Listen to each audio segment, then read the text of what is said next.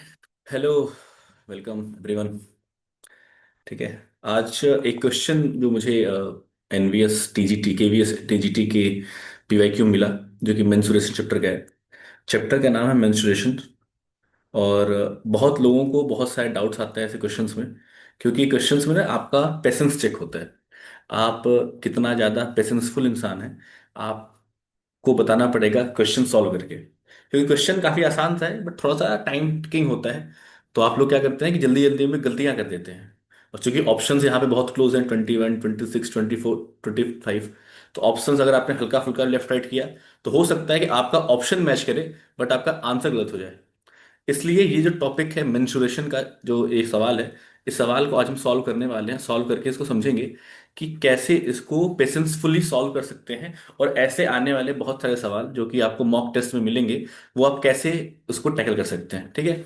तो before wasting any time, ठीक है, हम शुरू करते हैं। और वीडियो बहुत बड़ी नहीं होगी क्योंकि हम एक क्वेश्चन सॉल्व करने वाले हैं। तो देखते हैं क्या कर सकते हैं इसमें। सवाल कहता है कि the area of a rectangle get increased by 45 metre square. मतलब कि एक रेक्टेंगल हमारे पास है। बहुत ध्यान समझने की ट्राई करिएगा आप लोग। ठीक है। एक रेक्टेंगल हमारे पास है। मैं थोड़ा सा उसको अच्छे से बनाता हूँ।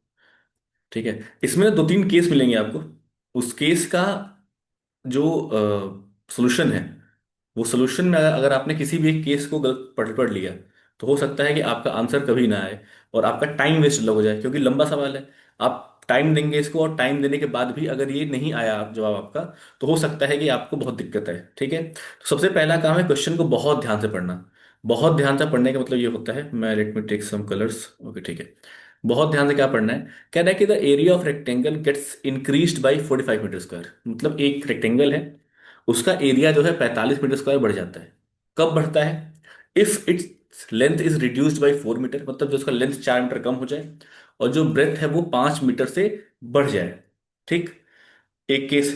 दूसरा केस कहता है कि अगर लेंथ को हम 3 मीटर से बढ़ा दें और ब्रेथ को 4 मीटर से कम कर दें, तो जो एरिया है वो 67 मीटर स्क्वायर कम हो जाती है। मतलब पहले केस में बढ़ती है, दूसरे केस में कम हो जाती है। तो पूछा है कि जो एक्चुअल रेक्टेंगल है उसका लेंथ कितना होगा।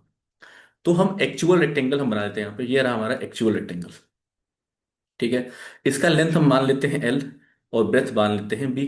तो इसका एरिया क्या हो जाएगा? क्या इसका जो एरिया होगा, लेट से एरिया इसको 1 मान लेता हूँ क्योंकि स्टार्टिंग एरिया है। क्या वो लेंथ इंटू ब्रेथ होता है? एरिया ऑफ रेक्टेंगल जो है लेंथ इंटू ब्रेथ होता है। यहीं पे आपको बताता हूँ पेरीमीटर होता है। जो पेरीमीटर ऑफ रेक्टेंगल होता है वो क्या होता है? वो होता है 2 times of L plus B. मतलब लेंथ और ब्रेथ को जोड़ के उसका डबल कर दीजिए, उसको बोलते हैं पेरीमीटर। बट ये हमारे काम का नहीं है, जब इस क्वेश्चन में काम करनी है हमारे। हमारे काम का क्या है? हमारे काम का है ये एक्चुअल वाला area, which is length into B, that is L B लिख सकते हैं इसको, लेंथ इंटू ब्रेथ। ठीक है। ये हमारा एक्चुअल कंडीशन जो होनी होनी चाहिए। अब कहता है, हमारे पास आता है केस वन। अब हमारे पास आता है केस वन। केस वन क्या कहता है, बहुत ध्यान समझिएगा। केस वन कहता है कि अगर लेंथ को हम रिड्यूस करें 4 मीटर से, मतलब अब जो नया ट्राइंगल रेक्टेंगल बनने वाला हमारे पास, जो हमारा नया रेक्टेंगल बनने वाला है, उस रेक्टेंगल के लेंथ को अगर मैं 4 मीटर से क्या करूँ, कम करूँ। अच्छा, ये जो लेंथ है ना, वो एल मीटर में है और ब्रेथ भी मीटर में है। तो जो एरिया होगा वो मीटर स्क्वायर होगा। ठीक है, मीटर स्क्वायर होगा। अब क्या कह रहा है, जो लेंथ है वो 4 मीटर से कम हो गया और जो ब्रेथ है वो 5 मीटर से बढ़ गया। मतलब जो ब्रेथ है वो b+5 मीटर हो गया। ठीक है। तो अब इसका एरिया निकालूं अगर मैं, उस एरिया को मैं अगर एरिया टू बोल दूं, ये हमारा केस वन है ना, तो rectangle of case one, area two जो होगा वो क्या होगा? अभी भी लेंथ इंटू ब्रेथ होगा, लेकिन लेंथ क्या है? यहाँ पे लेंथ है L-4 और जो ब्रेथ है वो B+5 है। अब यहाँ पे डाउट आता है लोगों को, अब इसको मल्टीप्लाई कैसे करें। बहुत सारे लोग ऐसे हैं जिनको इसको मल्टीप्लाई करने में डाउट आता है। कुछ नहीं करना होता। देखिए, इस L को सबसे पहले मल्टीप्लाई करिए B में, ये हो जाएगा L इंटू बी। ठीक। फिर देखिए, इस L को मल्टीप्लाई करिए 5 में, L इंटू 5, ये देखिए पॉजिटिव ये भी है, L भी पॉजिटिव है तो पॉजिटिव साइन 5L। अब देखिए, -4 को मल्टीप्लाई करिए B में, तो -4 इंटू बी, -4B। और फिर -4 को मल्टीप्लाई करिए 5 में, तो -4 इंटू 5 इज -20। तो एरिया टू अगर मैं निकालूं यहाँ पे, अगर मैं एरिया टू निकालूं यहाँ पे, तो क्या वो L B+5L -4B -20 होता है? एकदम होता है। अब आते हैं सवाल पे। सवाल क्या कहता है? The area of rectangle gets increased by 45 metre. मतलब जो नया एरिया है वो 45 मीटर स्क्वायर से बढ़ जाता है, मतलब 45 मीटर स्क्वायर ज्यादा है किससे, पुराने वाले से। तो सवाल क्या कह रहा है, सवाल ये कह रहा है जो नया वाला एरिया है, जो एरिया 2 है, वो एरिया वन से 45 मीटर स्क्वायर बड़ा है। देखिए सवाल क्या कह रहा है, सवाल कह रहा है the area of rectangle gets increased by 45 metre square. तो सवाल ये कहता है कि जो नया वाला एरिया है वो पुराने वाले एरिया से 45 मीटर स्क्वायर बड़ा है। ठीक है। अब एरिया 2 हम निकाल चुके हैं, इसको थोड़ा सा और मैं सिंप्लीफाई कर लेता हूँ। मैं क्या करता हूँ, एरिया 1 को भेजता हूँ लेफ्ट हैंड साइड में, तो प्लस है तो माइनस हो जाएगा।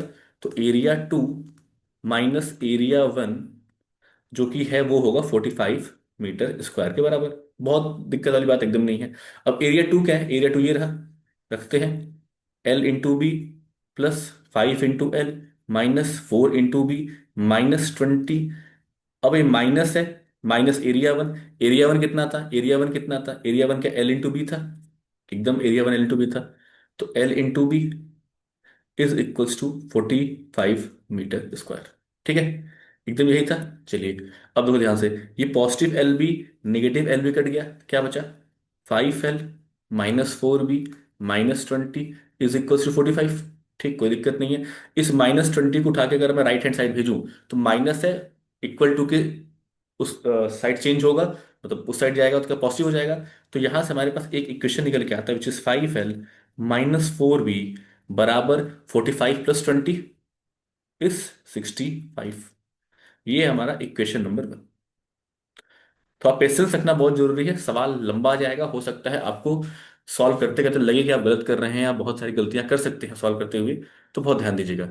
तो केस 1 जब मैंने सॉल्व किया तो मेरे पास एक इक्वेशन निकल के आया जिसमें एक लेंथ वेरिएबल है, एक ब्रेथ वेरिएबल है, जहां मुझे लेंथ और ब्रेथ दोनों की वैल्यू मुझे नहीं पता है। अब मुझे अगर दो वेरिएबल हमारे पास है तो मुझे कम से कम दो इक्वेशन चाहिए ताकि मैं उसको सॉल्व कर पाऊं। तो दूसरे इक्वेशन के लिए सवाल में केस 2 दिया हुआ है। केस 2 क्या दिया हुआ है, देखिए यहाँ पे कह रहा है if length of rectangle is increase by 3 metre, breadth is reduce by 4 metre, तो उसका एरिया घट जाता है 67 मीटर स्क्वायर से। क्या बात है, कितना प्यारा सवाल, देखिए ध्यान से क्या कह रहा है। अब केस 2 क्या कह रहा है, केस 2 बहुत इंपॉर्टेंट। केस 2 क्या कह रहा है, एक जो केस 2 का रेक्टेंगल हमारे पास है, इसका लेंथ जो है, इसका लेंथ को अगर हम कम कर दें, नहीं लेंथ को बढ़ा दे 3 मीटर से और ब्रेथ को घटा दे 4 मीटर से, ये सवाल है ना। हाँ, लेंथ को बढ़ा दे हम 3 मीटर से और ब्रेथ को घटा दे 4 मीटर से, मतलब लेंथ जो है 3 मीटर से बढ़ जाए और ब्रेथ जो है वो 4 मीटर से घट जाए। तो अब जो एरिया निकलेगा हमारा, जो कि होगा एरिया 3, इसको क्या करेंगे, अगेन L+3 को हम मल्टीप्लाई करेंगे B -4 से। बहुत आसान, क्या करेंगे, L को पहले B से, तो होगा LB, फिर L को करेंगे -4 से तो आएगा -4L, फिर 3 को B से तो +3B, और फिर इसको करेंगे तो आएगा -12। ये होगा ना, कोई दिक्कत किसी को। ठीक है, 3B -12। ठीक। अब एरिया 3 जो हमारा निकल के आया है वो आया है LB -4L +3B -12। एरिया 3 है ये। ठीक है। अब सवाल क्या कह रहा है, सवाल देखिए यहाँ पे गलती करने के चांस बढ़ जाएंगे, गलती करने के चांस ये बढ़ जाएंगे, ध्यान दीजिएगा। क्या कह रहा है, कहाँ कहाँ गया, कि इसका जो एरिया है वो 67 मीटर कम है, मतलब जो नया वाला एरिया है वो 67 मीटर कम है, 67 मीटर स्क्वायर। मतलब सवाल क्या कह रहा है, सवाल क्या है, जो एरिया 3 है, एरिया 3 है, इसमें अगर मैं 67 मीटर और जोड़ूं, 67 मीटर स्क्वायर, तो वो बराबर होगा एरिया 1 के, जो इनिशियल एरिया था उसके बराबर होगा। क्यों, क्योंकि जो एरिया 1 है वो एरिया 3 से 67 मीटर स्क्वायर ज्यादा है। सवाल में क्या दिया है, जो एरिया 3 है वो 67 मीटर स्क्वायर कम है। तो अगर एरिया 3 में अगर हम 67 मीटर स्क्वायर ऐड कर दें तो वो बराबर हो जाएगा एरिया 1 के। इसमें बहुत लोगों को कंफ्यूजन हो सकती है, तो इस बात को बहुत ध्यान समझिए। क्वेश्चन ये कह रहा है आपसे कि एरिया 3 जो है, जो एरिया 3 है अगर उसको हम सॉल्व करें, तो सॉल्व करने में जो एरिया आएगा वो पहले वाले एरिया से 67 मीटर स्क्वायर कम आएगा। ठीक है, लेट्स से पहला एरिया है, ये दूसरा एरिया है, तो इसका जो एरिया 1 है और ये जो एरिया 3 है, एरिया 3 67 मीटर स्क्वायर कम है। तो अगर एरिया 3 को एरिया 1 के बराबर करना है तो क्या एरिया 3 में मैं 67 मीटर स्क्वायर ऐड कर दूं तो क्या ये एरिया 1 के बराबर हो जाएगा, एकदम हो जाएगा। यही कॉन्सेप्ट हम यूज किया है हमने, और हमने यहाँ सॉल्व कर दिया। ठीक है, चलिए बस अब कुछ नहीं करना, हमारे पास एरिया 3 की वैल्यू हमारी पड़ी हुई है। एरिया 3 कितनी है, LB -4L +3B -12। ठीक है। अच्छा, रुकिए यहाँ पे। हो सकता है कि अभी आप गलती कर सकते हैं, तो इसको काम करते हैं हम ना, हम एक काम ये करते हैं कि हम इसको थोड़ा चेंज कर देते हैं। मैं इस एरिया 3 को उठा के अगर मैं राइट हैंड साइड में भेजूं, तो क्या ये area 1 minus area 3 is equal to 67 हो जाएगा? ठीक है। इसमें किसी को डाउट बता दीजिए मुझे। एरिया 1 में से एरिया 3 घटाने पे 67 मीटर स्क्वायर आएगा। एकदम आएगा। एरिया 1 कितना था? एरिया 1 का लेंथ इंटू ब्रेड्थ था हमारा, ठीक है। एरिया 3 कितना था? एरिया 3 ये रहा। ध्यान दीजिएगा यहाँ पे बाहर माइनस साइन, तो मैं ब्रैकेट यूज करूंगा। LB -4L+3B -12 is equal to 67। ठीक। सॉल्व करिए। अब देखिए, ये यहाँ पे एक रूल है। रूल क्या है, बहुत ध्यान समझिएगा। अगर ब्रैकेट के बाहर माइनस साइन है, मतलब ब्रैकेट के अंदर कुछ भी है और ब्रैकेट के बाहर माइनस साइन है, तो ब्रैकेट के अंदर की हर चीज का साइन बदल जाएगा। साइन उल्ट चेंज हो जाएगा। जैसे LB यहाँ पे पॉजिटिव है तो नेगेटिव हो जाएगा। 4L जो है वो माइनस है तो पॉजिटिव हो जाएगा। 3B पॉजिटिव है तो माइनस हो जाएगा। और ये -12 है तो +12 हो जाएगा, इक्वल टू 67। और ये सब कुछ हुआ है केवल इस ब्रैकेट के बाहर लगे माइनस से। ठीक है। अब देखिए, इस LB से LB अपने घर गया, तो हमारे पास क्या बचा? हमारे पास बचा 4L -3B+12 is equals to 67। अब इस 12 को अगर मैं उठा के राइट हैंड साइड में भेजूं, तो -12 हो जाएगा। That is 4L -3B is equals to 67 - 12। यहां से एक नया इक्वेशन बन के आता है, which is 4L -3B is equals to 55। I think 55। ये हो गया हमारे पास इक्वेशन नंबर 2। तो दो वेरिएबल हैं, दो इक्वेशन है। अब इन दोनों वेरिएबल को हम सॉल्व कर देंगे तो हमारे पास आंसर आ जाना चाहिए। सॉल्व करके देखते हैं क्या आएगा। ठीक है। तो पहला इक्वेशन हमारे पास है 4L -3B is equals to 55। ठीक है। दूसरा इक्वेशन हमारे पास है 5L -4B। क्या इक्वेशन है? 5L -4B is equals to 65। मेरे पास दो इक्वेशन है। अच्छा, अब मुझे एल की वैल्यू चाहिए। अब मुझे एल की वैल्यू चाहिए, तो मुझे क्या इस दोनों इक्वेशन में से बी को अगर मैं एलिमिनेट कर दूं, तो क्या मुझे एल की वैल्यू मिल जाएगी? एकदम मिल जाएगी। लेकिन बी को एलिमिनेट कैसे करेंगे? अगर मैं इस पहले इक्वेशन को मल्टीप्लाई कर दूं 4 से और दूसरे इक्वेशन को मल्टीप्लाई कर दूं 3 से, ये 4 और 3 कहाँ से आया? देखिए ध्यान से। यहाँ पे 3B है, यहाँ पे 4B है। यहाँ पे 3B ऊपर है, यहाँ पे 4B है। मुझे बी वाले टर्म को एलिमिनेट करना है। तो अगर मैं 3 × 4 करता हूं तो आता है 12। और नीचे वाले में 4 × 3 करता हूं तो आता है 12। तो दोनों 12 12 होके कट सकते हैं आपस में। इसीलिए मैंने क्या किया कि इन दोनों को आपस में मल्टीप्लाई कर, जैसे कि 3 को मैंने मल्टीप्लाई किया है इसके नीचे वाले 4 से, और 4 को मल्टीप्लाई किया किया है ऊपर वाले 3 से। यही × 4 × 3। अब जब इसको सॉल्व कर रहा हूं, तो अच्छा, 4 जब मल्टीप्लाई होगा तो पूरे इक्वेशन मल्टीप्लाई होगा, कि केवल एक टर्म मल्टीप्लाई होगा नहीं। तो हो जाएगा, देखिए, 4 × 4 इज क्या हो जाएगा? 16L -12B is equal to 55 × 4 is 220। यहां मल्टीप्लाई करेंगे 3 का, तो 5 × 3 is 15L -12B equal to 65 × 3 is 195, 180, हाँ 195। ठीक। अब देखिए ध्यान से। अब 16L है, 15L है। अब मैं करूंगा माइनस माइनस करूंगा, तो ये माइनस हुआ, ये साइन चेंज होकर प्लस हो जाएगा, और ये माइनस हो जाएगा।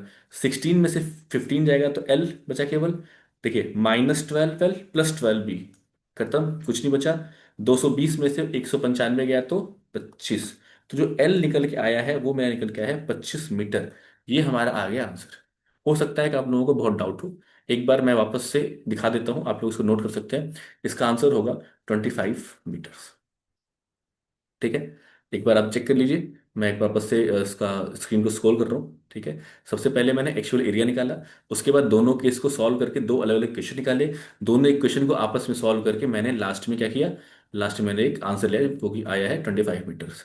अब सबसे ज़्यादा इंपॉर्टेंट चीज़ जो मैं बताना चाहता हूँ वो है हमारा ऐप के बारे में। ठीक है, ये हमारे ऐप के बारे में। और ये ऐप के बारे में जानना बहुत ज़्यादा जरूरी है। क्यों जरूरी है, बहुत ध्यान से समझिएगा आप लोग। वो इसलिए जरूरी है कि मैंने आपको बहुत बार ऑलरेडी बता रखा है कि मॉक टेस्ट देना, जैसे इस टाइप के क्वेश्चन अगर आपको चाहिए, ये क्वेश्चन जो आ रखे हैं, अगर आप मॉक टेस्ट देंगे तो आपको टाइम को यूटिलाइज करना आएगा, क्योंकि ये बड़ा क्वेश्चन है। अब ऐसे बड़े क्वेश्चन को अगर आप सॉल्व करने लगेंगे, जब तक कि आप प्रैक्टिस पे नहीं है, तो पहला तो गलत करने के चांसेस बढ़ जाएंगे।